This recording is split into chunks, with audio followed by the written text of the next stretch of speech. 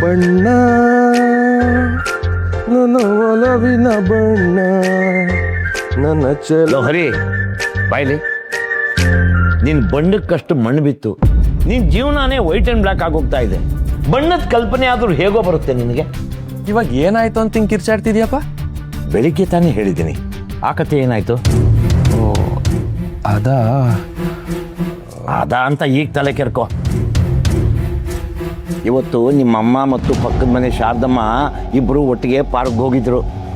ಶಾರದಮ್ಮ ಮತ್ತು ನಿಮ್ಮಮ್ಮ ಒಟ್ಟಿಗೆ ಸೇರಿದ್ರು ಅಂದರೆ ತಿಳ್ಕೊ, ಏನೋ ಪ್ಲಾನ್ ಮಾಡ್ತಾ ಇದ್ದಾರೆ ಅಂತಲೇ ಅರ್ಥ.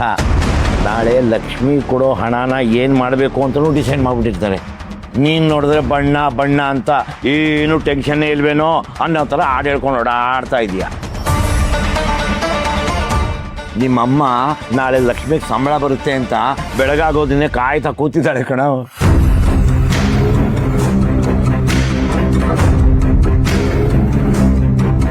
ಏನು ಮಾಡಬೇಕು ಏನು ಒಂದು ಗೊತ್ತಾಯ್ತಾ ಅಲ್ಲಪ್ಪ.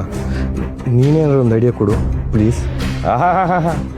ಯಾರ್ದಾದ್ರೂ ಹೆಗಲ್ ಸಿಕ್ಕಿದ್ರೆ ಸಾಕು, ಎಲ್ಲ ಮರೆತುಬಿಟ್ಟು ಹಂಗೆ ಹೊರ್ಕೊಂಬಿಡು.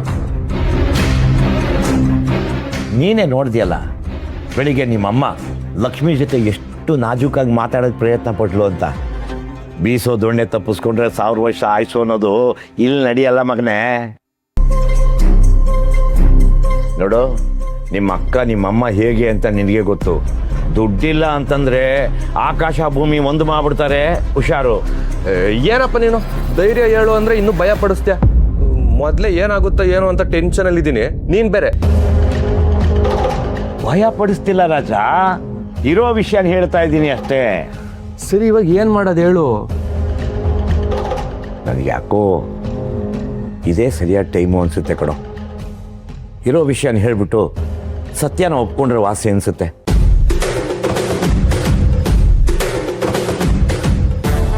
ಏನು ಹೇಳ್ತಿದ್ಯಪ್ಪ? ಸತ್ಯ ಹೇಳಿದ್ರೆ ಏನಾಗುತ್ತೆ ಅಂತ ಗೊತ್ತು ತಾನೆ, ಮತ್ತೆ ಹೇಗೆ ಹೇಳಿ? ಹಾಗಂತ ಎಷ್ಟು ದಿನ ಮುಚ್ಚಿಡ್ತೀಯೋ? ಸಂಬಳ ಬಿಡು, ಹೇಗೋ ಮ್ಯಾನೇಜ್ ಮಾಡ್ತೀಯಾ. ಆದರೆ ವರದಕ್ಷಿಣೆ ಹಣ, ಒಡವೆ ಬ್ಯಾಂಕ್ ಲಾಕಲ್ಲಿ ಇಟ್ಟಿದ್ದೀವಿ ಅಂತ ನಂಬಿಸಿದ್ದೀವಲ್ಲ, ಅದನ್ನೆಲ್ಲ ಏನು ಮಾಡ್ತೀಯಾ? ಹೀಗೆ ಮುಚ್ಚಿಟ್ಟು ಒಂದಿನ ಹೊರಗಡೆ ಬಂದರೆ ನಮ್ಮ ಕತೆ ಮುಗೀತು. ಆದಷ್ಟು ಬೇಗ ಎಲ್ಲನೂ ಹೇಳಿಬಿಡೋದು ವಾಸಿ.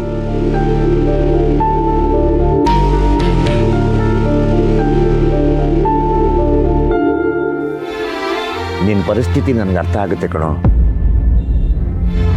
ಆದರೆ ಇದೆಲ್ಲದಕ್ಕೂ ಒಂದು ಪರಿಹಾರ ಹುಡುಕೋದು ಒಳ್ಳೇದಲ್ವಾ? ಹೌದಪ್ಪ, ನೀವು ಹೇಳೋದು ಸರಿನೇ. ಆದರೆ ಈಗಲೇ ಎಲ್ಲ ವಿಷಯನೂ ಹೇಳಿದ್ರೆ ಎಲ್ರ ಮನಸ್ಸು ಹಾಳಾಗುತ್ತೆ. ಅದ್ರ ಬದಲು ಅಮ್ಮಂಗೆ ನಿಧಾನಕ್ಕೆ ಲಕ್ಷ್ಮಿ ಮನೆ ಸ್ಥಿತಿನ ಅರ್ಥ ಮಾಡಿಸಿದ್ರೆ ಅವರು ಕನ್ವಿನ್ಸ್ ಆಗ್ತಾರೆ ಅಂತ ಅನ್ನಿಸ್ತಿದೆ. ಇದಕ್ಕೆಲ್ಲ ಸ್ವಲ್ಪ ಟೈಮ್ ಬೇಕು. ಅದಕ್ಕೆ ಸತ್ಯನ ಮುಚ್ಚಿಡ್ತಾ ಇದ್ದೀನಿ. ಅಲ್ಲಲ್ಲ, ಸತ್ಯ ಹೇಳೋದನ್ನ ಮುಂದೂಡ್ತಾ ಇದ್ದೀನಿ. ಆದರೆ ಖಂಡಿತ ಎಲ್ಲನೂ ಆದಷ್ಟು ಬೇಗ ಬಗೆಹರಿಸ್ತೀನಿ. ನನ್ನ ನಂಬಿಯಪ್ಪ. ನಿನ್ನ ಮೇಲೆ ನಂಬಿಕೆ ಇದೆ ಕಣೋ ನನಗೆ. ನಿನ್ನ ಹಿಂದೆನೇ ನಾನು ಇರ್ತೀನಿ. ಆದರೆ ನಾನು ಹೇಳಿದ್ದೆಲ್ಲ ನೆನಪಿರಲಿ.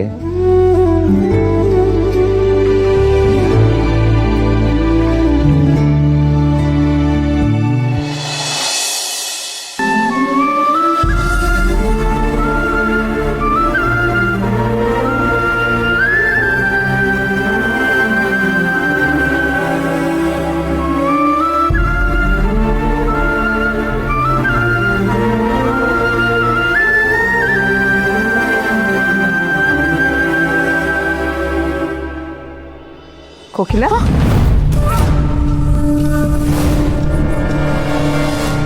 ಯಾಕೆ ಏನಾಯ್ತು? ಊಟ ಮಾಡ್ತಿಲ್ವಲ್ಲ ಅಂತ ಮುಟ್ಟಿದ್ದಷ್ಟೇ, ಅದಕ್ಕೆ ಯಾಕೆ ಹೀಗೆ ಭಯ ಬೀಳ್ತಿದ್ಯಾ? ಅಲ್ವೇ, ನಾನು ನೋಡ್ತಾನೆ ಇದ್ದೀನಿ. ನಿನ್ನೆಯಿಂದ ಏನೋ ಒಂಥರ ಆಡ್ತಿದ್ಯಲ್ಲ, ದೆವ್ವಗಿವೇನಾದ್ರೂ ಮೆಟ್ಕೊಂಡಿದ್ಯಾ? ಅಂಥದ್ದೇನಿಲ್ಲ, ನಾನು ಆರಾಮಾಗೇ ಇದ್ದೀನಿ, ಏನೂ ಆಗಿಲ್ಲ. ಅವಳಿಗೆ ಏನಾಗಿದೆ ಅಂತ ನನಗೆ ಗೊತ್ತು.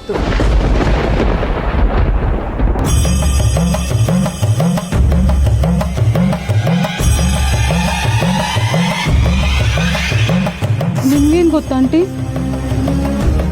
ನೀನೇನು ಸಾಮಾನ್ಯದವಳೇನೆ, ಅತಿಲೋಕ ಸುಂದರಿ. ಕೆಲ್ಸಕ್ಕೆ ಸೇರ್ಕೊಂಡಿರೋ ಮೊದಲನೇ ದಿನಾನೇ ಅಷ್ಟು ದೊಡ್ಡ ವ್ಯವಹಾರ ಮಾಡಿಕೊಟ್ಟಿದೀಯಾ. ಅದಕ್ಕೆ ಆಫೀಸ್ನವ್ರು ಕೆಟ್ಟ ದೃಷ್ಟಿ ಬಿದ್ದಿರತ್ತೆ.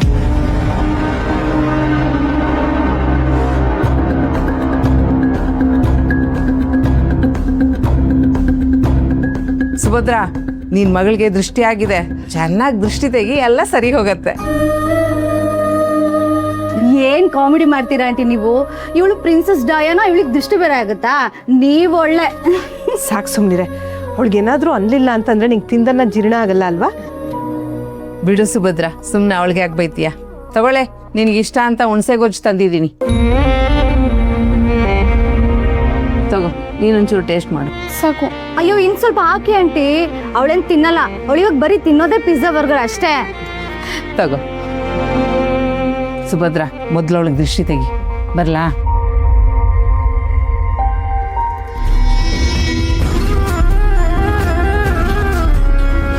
ನಾನು ಇಷ್ಟಪಟ್ಟಂಗೆ ನನ್ನ ಜೊತೆ ಒಂದು ದಿನ ಸ್ಪೆಂಡ್ ಮಾಡಬೇಕು ಅಷ್ಟೇ.